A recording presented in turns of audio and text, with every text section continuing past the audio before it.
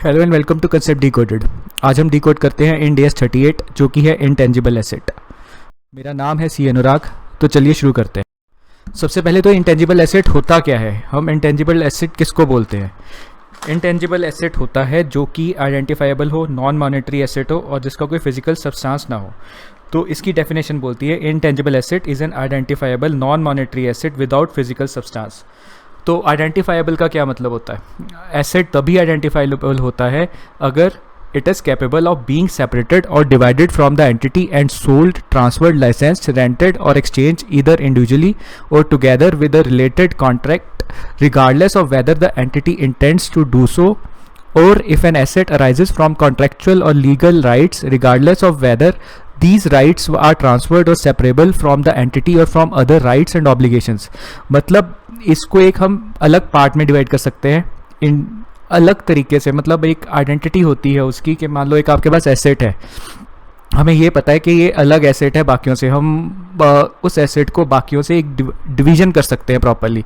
उसको सोल्ड भी कर सकते हैं, उसको ट्रांसफ़र भी कर सकते हैं, उसको रेंट भी कर सकते हैं। और ये कॉन्ट्रेक्चुअल ऑब्लिगेशन या लीगल राइट से अराइज होता है हमारे पास। मतलब उसकी एक आइडेंटिटी होती है इंटेंजिबल एसेट की। सबसे पहला फीचर ये था। दूसरा बोलता है non monetary asset. Non monetary asset क्या होता है, जो कैश या कैश इक्विवेलेंट में जल्दी से ट्रांसफ़र नहीं होता, इसका कोई फिजिकल स्टांस नहीं होता, हम इसको छू नहीं सकते, देख नहीं सकते। और एक एग्जांपल क्या हो गए, जैसे गुडविल, पेटेंट, कॉपीराइट, ये हो गए। इसमें एक इंपॉर्टेंट पॉइंट है। इंपॉर्टेंट पॉइंट ये है कि इंटरनल जनरेटेड जो गुडविल होती है या ब्रांड होते हैं वो इंटेंजिबल एसेट में कवर नहीं होते। जैसे कि जब हम पार्टनरशिप में कई बार देखते हैं इंटरनली जनरेटेड गुडविल कई बार जनरेट होती है, तो उस टाइम पे हम इंटरनली जनरेटेड गुडविल को इंटेंजिबल एसेट कंसीडर नहीं करते एज पर दिस स्टैंडर्ड। ठीक है। अब कहीं इंटेंजिबल एसेट्स होते हैं जो इस स्टैंडर्ड के स्कोप में नहीं आते। कौन से हैं वो? सबसे पहला होता है जो दूसरे स्टैंडर्ड्स के स्कोप में आते हैं। कौन से? जैसे deferred tax asset Ind AS 12 में कवर होता है। फाइनेंशियल एसेट्स इंड AS 32 में कवर होता है। Intangible assets sale for sale in the ordinary course of business, मतलब जो नॉर्मल हम बिजनेस ट्रांजेक्शन में सेल कर सकते हैं वो इंड AS 2 में कवर होते हैं। और assets arising from contracts with customers के ये हम इंड AS 115 जब देखेंगे उसमें हम पढ़ेंगे कि कई एसेट्स होते हैं जब हम कस्टमर से कॉन्ट्रैक्ट करते हैं उस टाइम वो अराइज होते हैं, तो वो इसमें कवर नहीं होते। एक इसमें recognition and measurement of exploration and evaluation assets, इसका अलग से स्टैंडर्ड है 106, ये उसमें कवर होता है। इसमें ये जो एक्सप्लोरेशन एंड इवैल्यूएशन एसेट्स है इंटेंजिबल वो इसमें कवर नहीं होते इस इंड AS में। फिर आता है expenditure on development and extraction of minerals, oil, natural gas and similar non regenerative resources. ये जो जितने भी एक इंटेंजिबल एसेट्स हैं वो इस स्टैंडर्ड के स्कोप से बाहर है। अब हम इसको रिकॉग्नाइज कैसे करते हैं फाइनेंशियल स्टेटमेंट्स में इंटेंजिबल एसेट्स को? इंटेंजिबल एसेट्स तभी रिकॉग्नाइज होंगे अगर हमें ये पता है कि इससे कोई फ्यूचर में हमें बेनिफिट मिलेगा और हम इसकी कॉस्ट जो है रिलायबली मेजर कर सकते हैं। मतलब हम तरीके से इसकी कॉस्ट जो है मेजर कर सकते हैं और हमें पता है कि फ्यूचर में हमें इससे कोई बेनिफिट्स मिलेंगे, कोई हमें इनफ्लो होगा हमारी एंटिटी के लिए। अब इंटेंजिबल एसेट को शुरू में तो हम कॉस्ट में मेजर करते हैं और कॉस्ट में क्या इंक्लूड होता है, परचेज प्राइस हो गया, import duties, non refundable purchases हो गए, जो टैक्सेस हम पे करते हैं परचेज करते हुए, और कहीं कॉस्ट जो इसके साथ डायरेक्टली अटैच होती हैं जैसे कि एम्प्लॉय बेनिफिट्स हो गया, प्रोफेशनल और लीगल फीस होगी, कॉस्ट ऑफ टेस्टिंग होगी। अब इसकी 2 फेसेस होती हैं रिकॉग्निशन की इंटेंजिबल एसेट की। एक आती है रिसर्च फेस, एक आती है डेवलपमेंट फेस।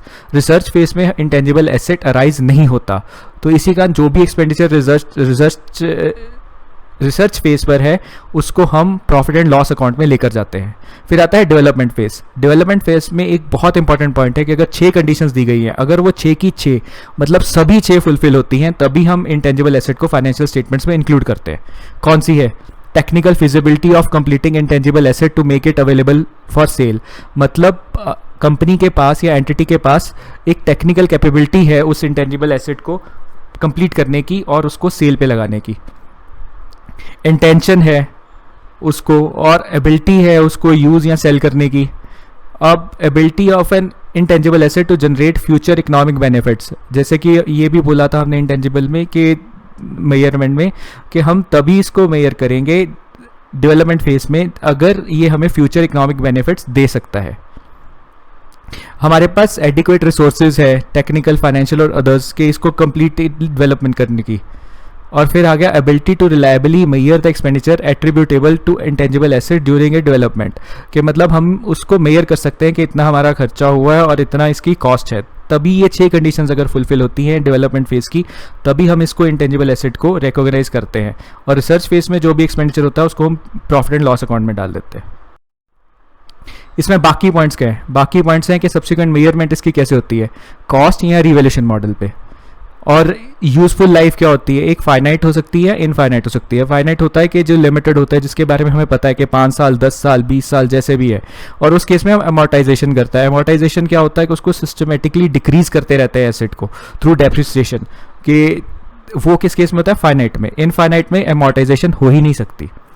अब डिस्क्लोजर्स, हमें जब स्टैंडर्ड्स के लिए, स्टैंडर्ड क्या कहता है, हमें क्या डिस्क्लोज करनी है। एक तो यूजफुल लाइफ क्या है एसेट की, इम्पेयरमेंट लॉसेज क्या है, या कोई हमने इसको, इम्पेयरमेंट लॉसेज एक्चुअली हमारे दूसरे स्टैंडर्ड में कवर होते हैं, लेकिन डिस्क्लोजर हमें यहाँ पर दिखाना पड़ता है उसका। इसमें कैरिंग अमाउंट में कोई चेंजेस हैं, अगर गवर्नमेंट ग्रांट से कोई हमें इंटेंजिबल एसेट बनना है तो उसकी फेयर वैल्यू या कैरिंग अमाउंट क्या है। तो बेसिकली ये हमारे डिस्क्लोजर्स हो गए। फिर आता है हमारे मेजर डिफरेंसेस आते हैं इंड AS 38 और AS 26 क्या होते हैं। इंड AS 38 में कहता है कि एंटिटी कॉस्ट या रिवैल्यूएशन मॉडल, जैसा हमने डिस्कस करा, उसको चूज कर सकती है फॉर अकाउंटिंग पर्पसेस। AS 26 बोलता है रिवैल्यूएशन मॉडल परमिट नहीं है। अब इंड AS 38 बोलता है change in method of amortisation is treated as change in accounting estimate, कि मतलब आप अमोर्टाइजेशन का मेथड अगर चेंज करते हो तो वो अकाउंटिंग एस्टीमेट कहलाता है। उसमें बोलता है AS 26 में कि वो अकाउंटिंग पॉलिसी का चेंज होता है। और इंड AS 38 में क्या होता है, इनटेंजिबल एसेट जो कि यूज़ या हेल्ड फॉर सेल से नहीं रहते, वो हम इसमें कवर नहीं करते। वो बेसिकली इंड AS 105 में कवर होते हैं। और लेकिन AS 26 में क्या है, intangible asset retired from use and held for sale is covered in the standard, के मतलब हम इसमें कवर करते हैं, हम सेपरेटली किसी अलग स्टैंडर्ड में कवर नहीं करते। जैसे कि हम इंड AS 38 की बात है, उसमें ये जो एसेट्स हैं उनको हम इंड AS 105 में कवर करते हैं, इंड AS 38 में नहीं कवर करते। लेकिन AS 26 में वो एसेट्स कवर होते हैं। कौन से? Intangible assets retired from use and held for sale.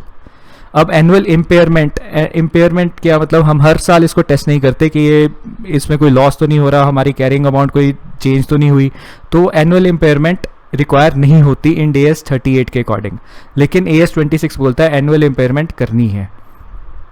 अब ये है provides a guidance on, detailed guidance दी हुई है इसमें इंड AS 38 में, जो कि हमारे पास AS 26 में नहीं है। और अगला पॉइंट है कि इंटेंजिबल एसेट्स, इंड AS 36 में क्या कहता है, जो इंटेंजिबल एसेट्स बिजनेस कॉम्बिनेशन में भी एक्वायर होते हैं वो इसमें कवर होते हैं। लेकिन AS 26 क्या बोलता है, intangible assets acquired in the amalgamation in the nature of purchase, सिर्फ वही कवर होते हैं, दूसरे इंटेंजिबल एसेट्स जो बिजनेस कॉम्बिनेशन में होते हैं वो इसमें कवर नहीं होते। तो ये इंपॉर्टेंट पॉइंट्स थे इंड AS 38 और AS 26 के। आपकी कोई भी क्वेरीज हो वो हमें मेल कर सकते हैं conceptdecoded@gmail.com।